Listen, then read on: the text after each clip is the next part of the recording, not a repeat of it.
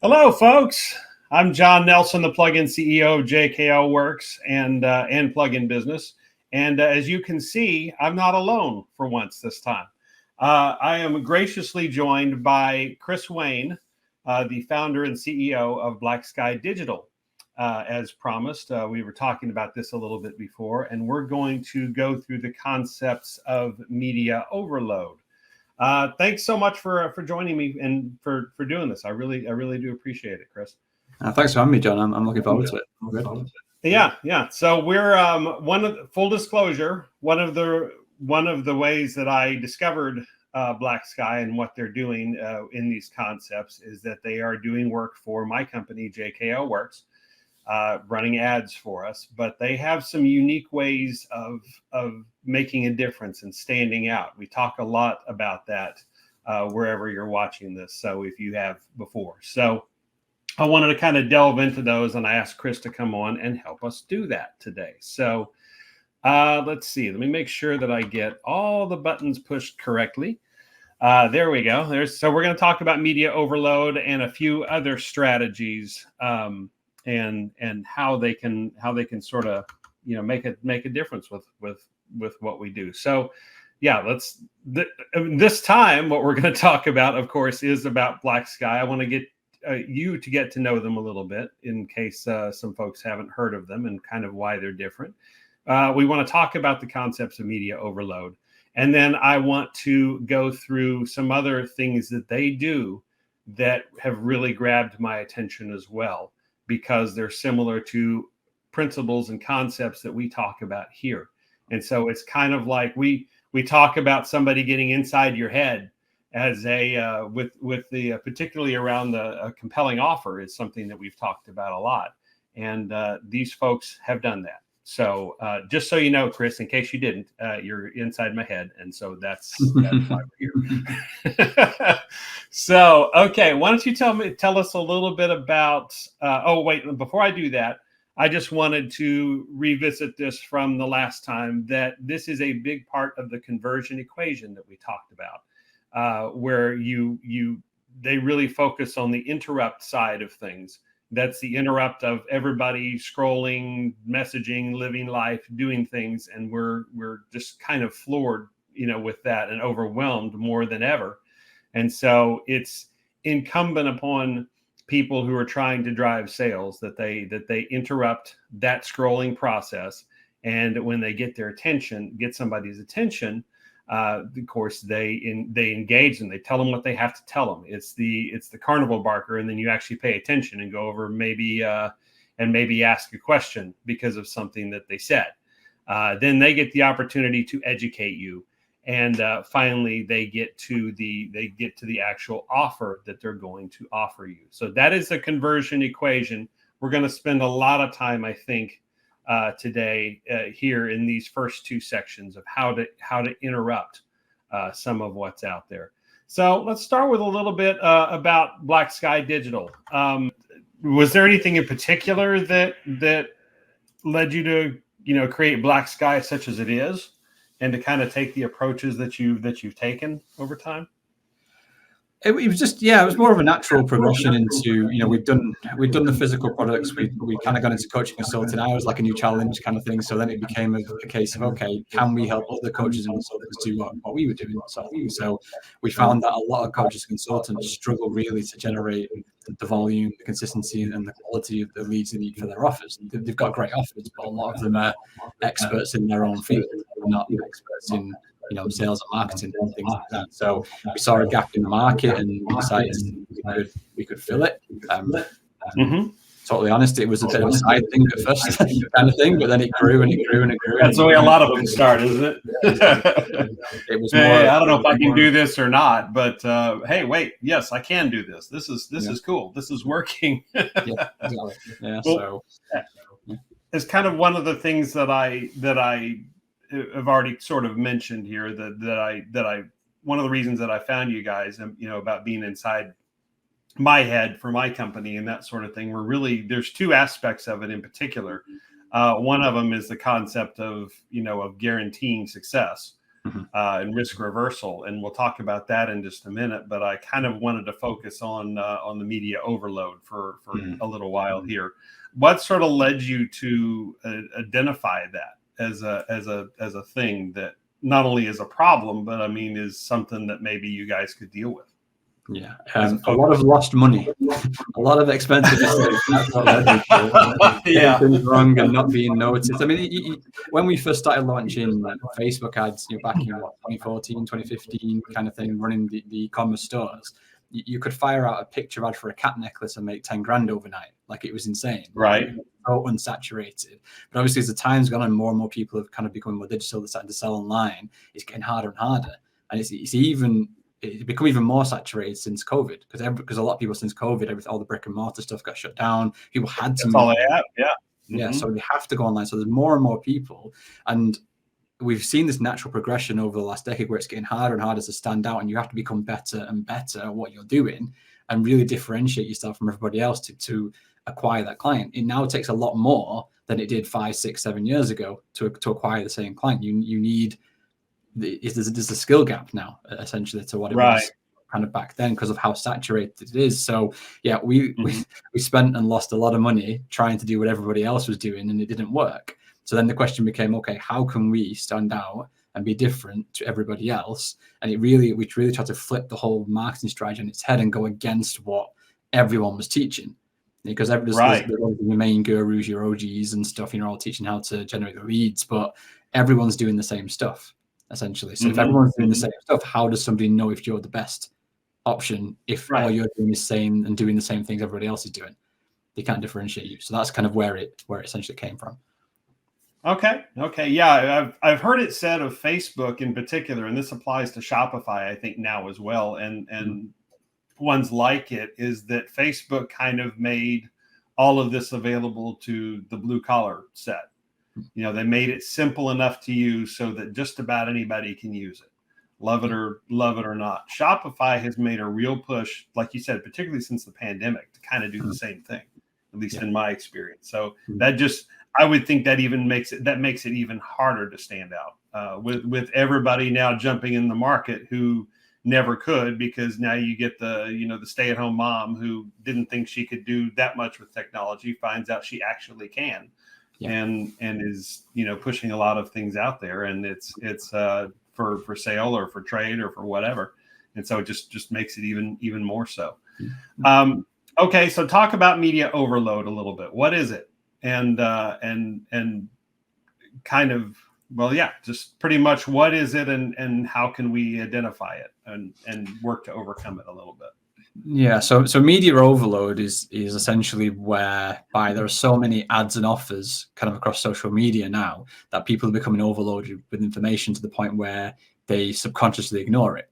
So it's very similar to kind of the banner blindness from the 90s, where you had like banners on websites and things, and when they first came out, everyone was like, oh, it's an ad kind of thing, they click it. But then because there's so much of it and became so saturated, people just started ignoring banners, and they called it banner blindness, essentially. Right. I remember that. Yeah. So what we're getting now on social media, because obviously it's not really banners anymore, it's more posts and offers and ads and things, that this media overload issue is essentially there are so many ads and offers on social media that every other post is essentially somebody trying to sell you something. So what's happening is people are subconsciously ignoring these ads and offers because the messaging is the same, the offers are the same, they're all following the same tactics, they're all presenting these money back guarantees and saying this and saying that, and it's all the same stuff that people are subconsciously ignoring it, so they're not overloaded with information. And the problem with that is if your ads and offers aren't being seen, they're not being clicked, and if they're not being clicked, no one's opting in, they're not booking calls, they're not buying your offer, and you're spending money and being ignored through no fault of your own, but just other than the fact that the market is so saturated and there's so many ads and offers out there. So media overload is essentially where your market, no matter what industry you're in, has seen similar messages to yours in the past. So the subconscious ignore your message. That's kind of what's happening ultimately. And if you know anything about advertising algorithms and things, if people aren't clicking it, that shows low engagement, and low engagement then tells the algorithms that this isn't a good quality ad. It costs more money. It's basically auction houses, aren't they, in terms of the ad platform? So if you have to bid more to find that impression. Yeah. So not only are you getting less traffic and less sales and less opt-ins, less calls, it's now costing you more to get lower volume because of the media overload. So that's kind of like a really big issue in the market, essentially. The way I do like to explain it is, it's very similar. If you were driving down a road, you don't generally see the trees because you've seen trees so many times before. But if you saw a pink tree, you'd be like, oh, look, it's a pink tree. And you want to go and find out more information. Yeah. So media overload is essentially your ads and offers are all these normal trees that everybody else is doing. There's so many trees. For you to stand out, you need to become the pink tree. And that's kind of how you overcome that media overload issue. You become the best and only option. So people can't associate you with everything else because you're different and superior in their mind, essentially. So it's about standing out from everybody else. And if you don't do that, you get lost in the noise. And that's where you start seeing low volume, this kind of death spiral where you just kind of discounting, trying to grab something from the market. And that's right. We try to tell everybody not to discount is if you can at all help it. But I mean, if you're not getting traction any other way, that's what really people all do. you can do. Yeah, which is the worst thing you can do. You don't want to do that at all. You don't want to do that. People do that to try and, okay, if I go a bit cheaper, then someone will choose me over my competition. And that's not always the case. That's not always correct. So not only that, but they'll keep letting you discount. They'll keep letting you go down there until you discount yourself into oblivion because you, like you said, the death spiral. And so you can't get out of that because you're just trying to stand out and make a difference, and it doesn't work.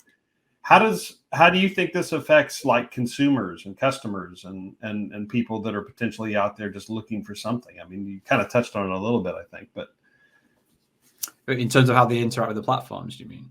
Yeah, well, just media overload in general. How does media overload, affect them?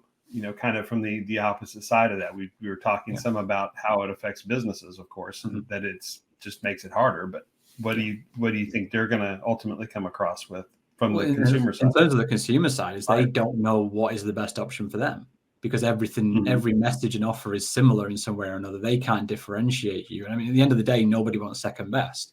They only want the best option. Right. So if they've seen a dozen different ads and a dozen different offers all saying the same kind of stuff, how do they know which is the best one for them? And if they can't differentiate you, they won't choose you, essentially, because in their mind, you're just the same as everybody else that's out there. So there's nothing special, nothing unique, nothing different. So it's really about, again, differentiating yourself from competition and being the best and only option for whoever it is you're trying to target to get them their most desired result.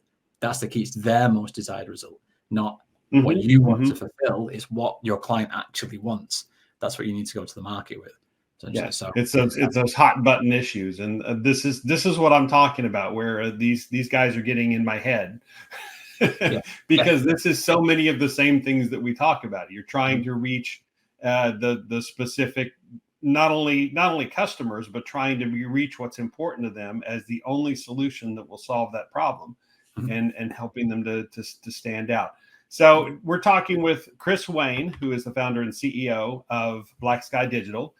They are doing ads for us, and they are saying so many of the same things that we talk about here on a regular basis, about having the offer that somebody would be foolish to turn down, about getting inside somebody's head and understanding your target so well that you're meeting their hot button issues with solutions only you can provide. But they're taking that a step further here by adding in, the concept of cutting through the noise, cutting through all of the ads, cutting through all of the other stuff. And so it fascinated me. So I wanted him to come on and talk about that if you're just joining us. So, okay. So what strategies, just in general, you don't have to, give away state secrets or anything, but what strategies in general do you work with customers on to sort of overcome this media overload thing and help them stand out? Customers like us. Yeah. So I mean, the biggest point of what we do and what really makes this work is around that offer positioning and that market call out. That is the key to overcoming media overload, because like you kind of touched on before, the platforms are making it easier and easier for anybody and everybody to join them. So ad platforms, Shopify platforms, whatever it is, they're making the whole process of building websites, advertising your business, literally a click of a button. So the barrier to entry for anybody to really advertise their business is incredibly low.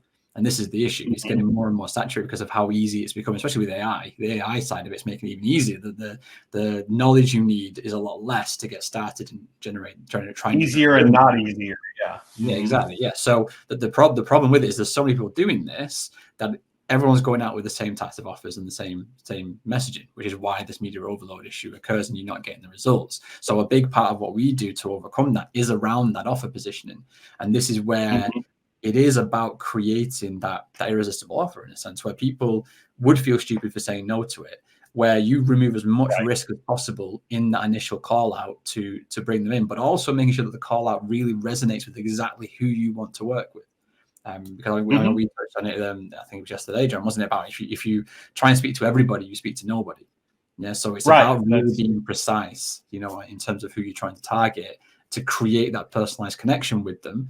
To then, when they see your ad, your email, your message, whatever it is like you're in their head. They go, "Oh, this is exactly who I am. This is exactly what I want.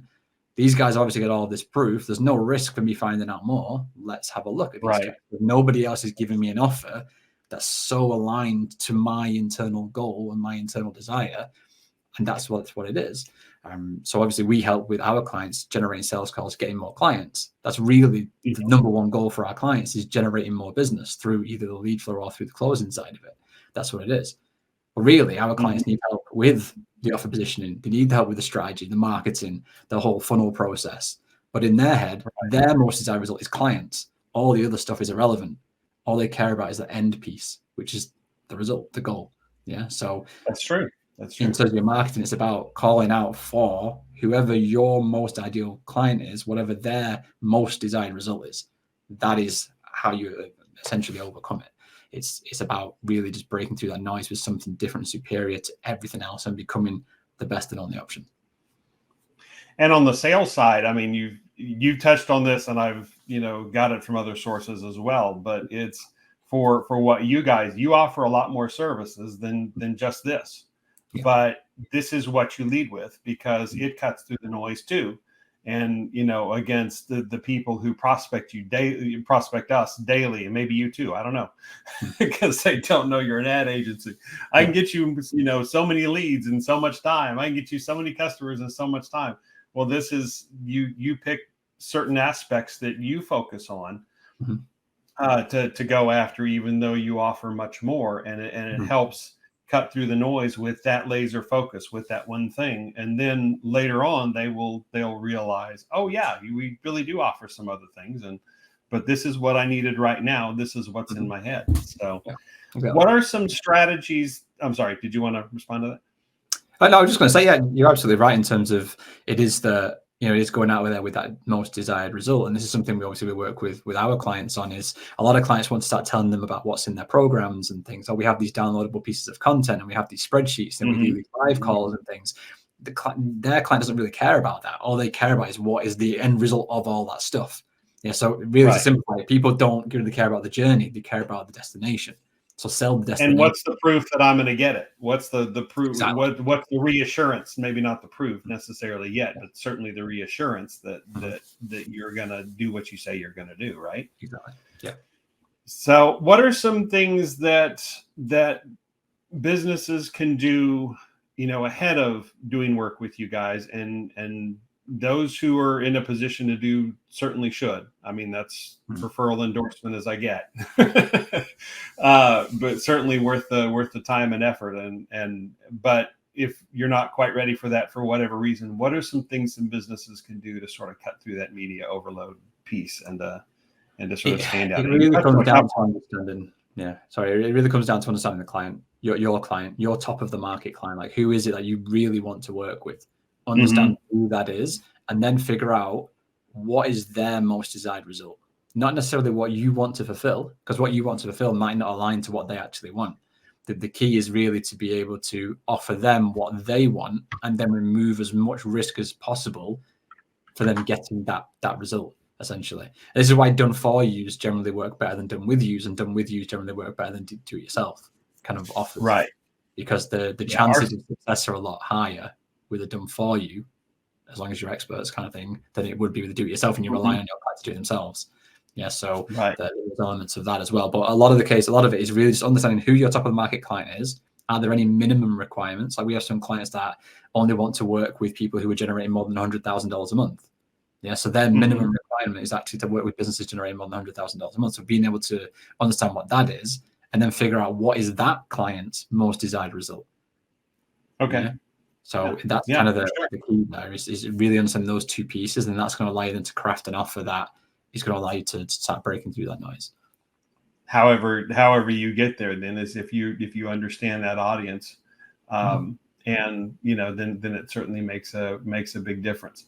Do you have any particular success stories that you'd want to share at this point? I know there's confidentiality and different things involved, but I know a recent one. We had a recent one, a solopreneur.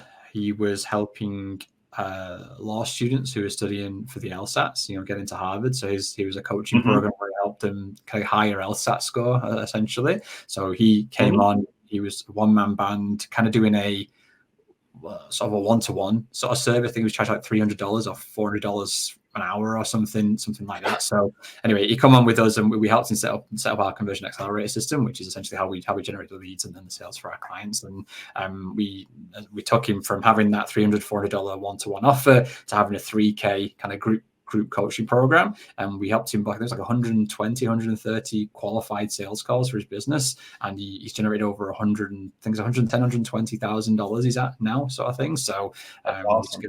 So yeah, he's completely changed his outlook. I mean, I think there's a video on the website actually in terms of testimonial video that he recorded for us. Right. Have a look on there if they want to hear what he has to say. So yeah, he was a recent one that we work with, but we help loads of people really in all different kind of industries, different offers.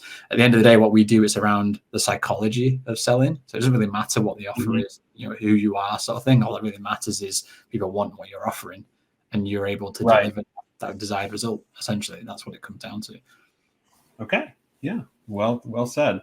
We're talking with Chris Wayne, the founder and CEO of Black Sky Digital, who is doing very unique and special ad work for JKO Works, for my company, and talking about the concepts we've been talking about the concept of media overload, but I want to switch gears a little bit, unless there's any final thoughts around the media overload that we've somehow missed.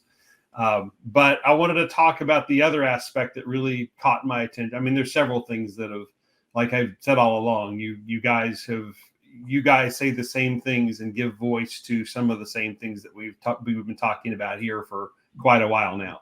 So I hope folks are seeing this in action, that one, this is not necessarily new information. It is tried and true and tested information, but it's good in the fact that it gets glossed over by, we were talking earlier about gurus who, everybody sort of lines up on bandwagon approaches, and so all of them are doing the same thing for a little while, then 6 months later all of them are doing something else for a little while, and some of these things have remained tried and true, like you said a minute ago about the psychology of selling. So speaking of that, let's talk about your one of the other things that attracted me was basically used on me what I use on customers. And that is risk reversal. It is the performance guarantee, basically, of getting certain results within was it 90 days? I think it was, and then you can redo that for everybody, but or they keep working until we get it figured out. So how has that? First of all, what is that guarantee that you generally put out there, and how has that affected how do you think that's affected your attracting clients? Yeah. I mean, a typical guarantee that obviously very popular is just like a 30-day money back guarantee, isn't it? That's a very, very common sort of risk reversal that people have, but obviously it's very common. It's a lot of people doing it. There's nothing that stand out with it. So the idea behind the risk reversals is it's kind of the formula I use, I suppose. We're calling out for who we want to work with. We're presenting them with their most desired result, and then we're giving them some sort of realistic and desirable time frame in which they're going to achieve that result. So 90 days or 30 days, 2 weeks, 6 months, whatever makes sense, kind of thing in terms of the offer. And then what we're doing to kind of cap it all off is removing as much risk as possible from somebody finding out about this. So obviously the best way to do that is really, if we don't get you this result in this time frame, you don't pay a penny. Yeah, and you can do that, but then you can also tag onto it a little bit more and say something like, "You don't pay, and we'll send you 5K for wasting your time."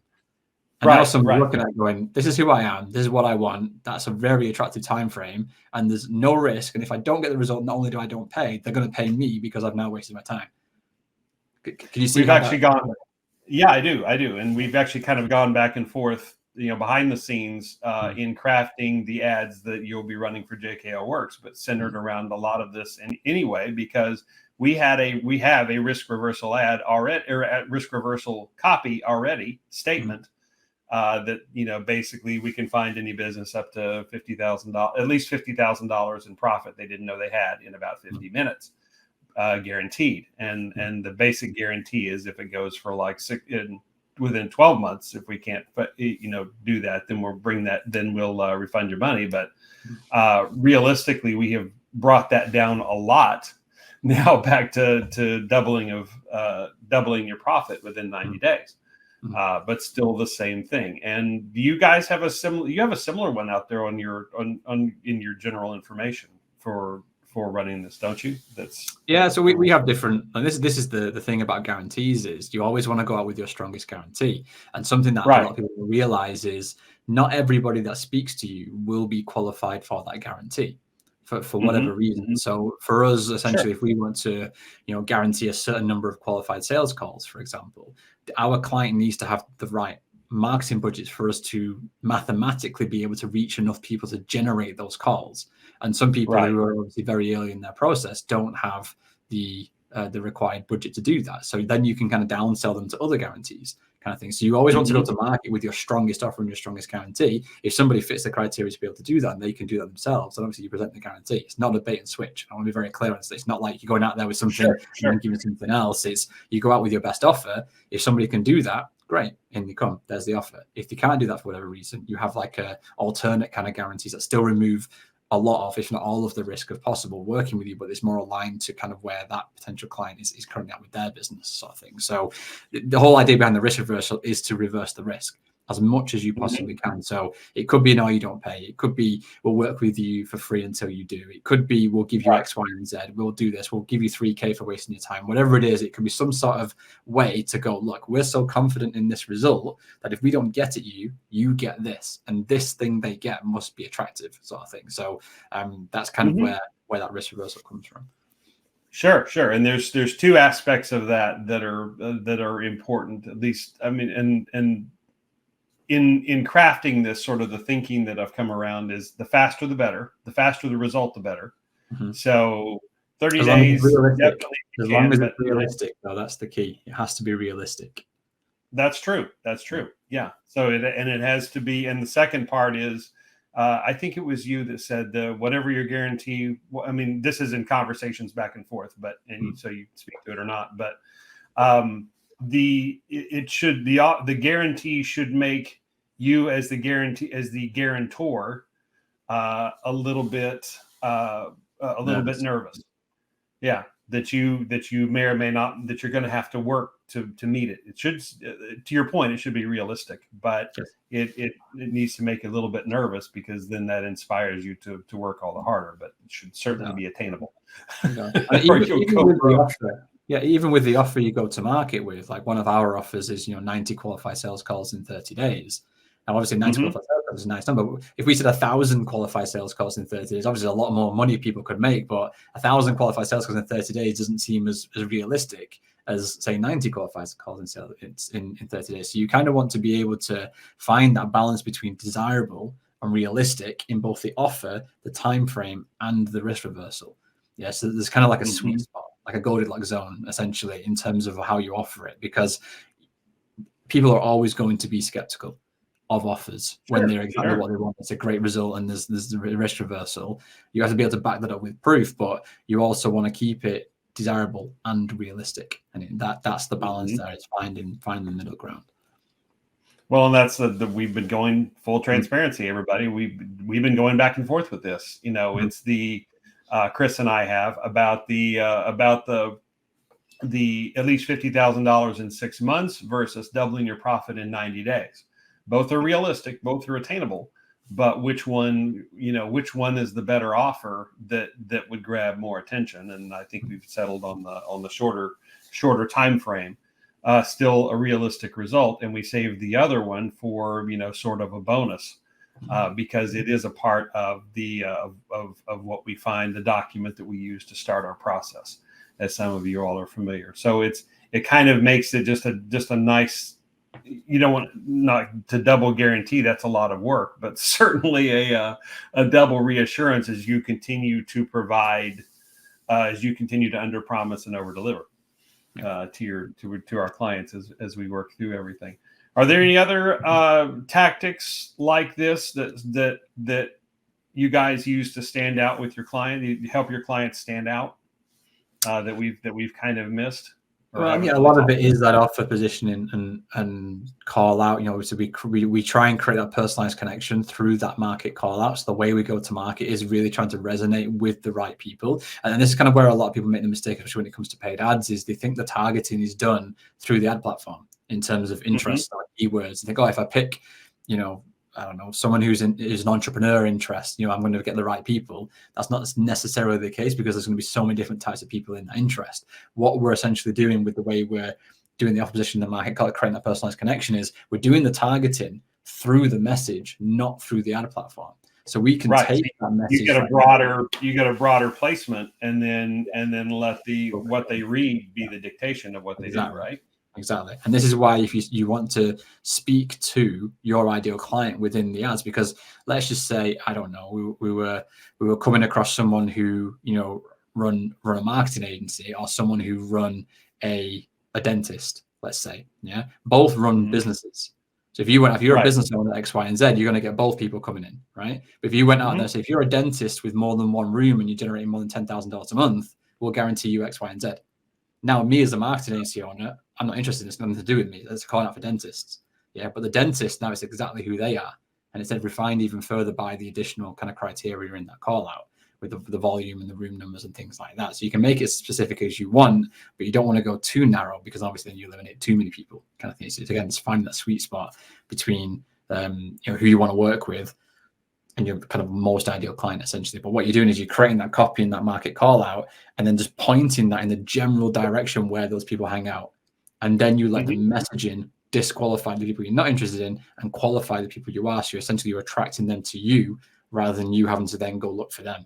Essentially letting the algorithms and the platforms do the heavy lifting based on your messaging, ultimately. So that's kind of right. Or at least the bulk out there, and then they look and say, okay, this is something maybe to your dentist. I want I want somebody who doesn't use needles, or makes it a very comfortable experience, or has this particular specialty or whatever.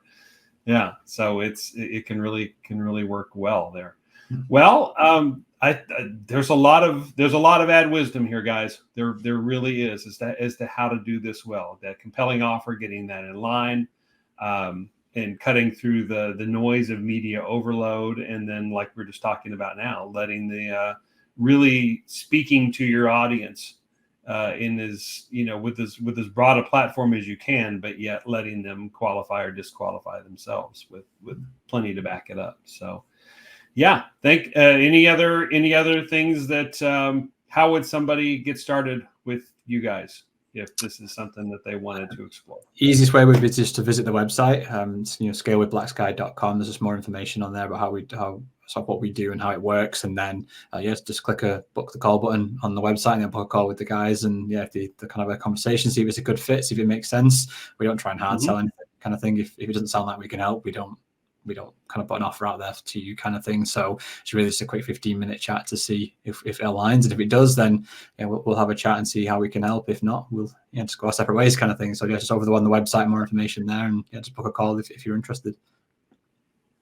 That's one of the other cool things, just to touch on real quick before we wrap up, is that and I'm noticing that more, and you guys do it, and now I get to do it, and with my company and others as well, is now it's not the hard sell. It doesn't have to be the hard sell, because one, we're confident in I don't know if you agree with this or not, but Chris, we're confident in our product. We're confident in the people that we're reaching to, that it's either going to work with them or it's not, work for them or it's not.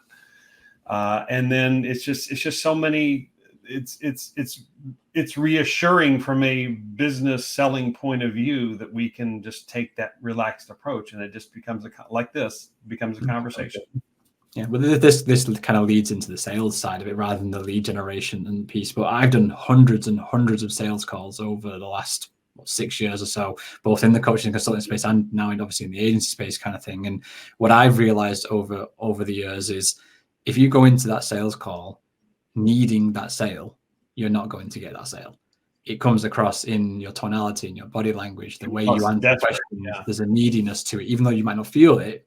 The prospect would feel it. So, myself including my team, we always come from that place of like, we don't need your business. Like we have enough lead flow coming in through the methods that we use to not have to need that business. And you'll be surprised at how much that actually helps the conversation, the call, because like I said, you can just have a chat.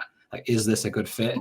If you want our help, great, we can help. If you don't, not a problem. So I think like it might be a British thing as well. I know some of the Americans can be a bit kind of harder on the sales kind of thing, but it's just no. I mean, we shouldn't be really. I mean, because we should have that confidence. I mean, because for exactly the same things that you're talking about, you have a confidence in my product. You're either going to need it or you're not. And if you don't, that's cool. We'll be friends. It'll be fine. We'll learn something. I'll still learn something from a sales call from about a particular business that I didn't know before that helps me, so not everybody has to be a hard sell. I mean, but I'm very pleased to see, particularly, I mean, I'm probably more of a salesman than I want to admit, but I'm glad I don't have to be. Yeah. Because it's not something that I enjoy. I would rather have these types of conversations. And it sounds like you would too. So, all right, sir. Thank you very much for coming on and being a part of this. This is Chris Wayne, founder and CEO of Black Sky Digital. And if you are interested in what they do, then have a chat with them. Go to scalewithblacksky.com and maybe you'll see in them the same things that I did. If you're in a place that your business is ready for that. Or if they do something specifically, maybe some sort of arrangement can be worked out where if you provide other services that they don't, then maybe folks get together, but and help each other, and where everybody succeeds and thrives out of the deal. But I really appreciate you taking the time to come on and talk to me for this. It's good to hear somebody saying exactly the same things and really expounding upon them in ways that I couldn't. So I really do appreciate that, sir.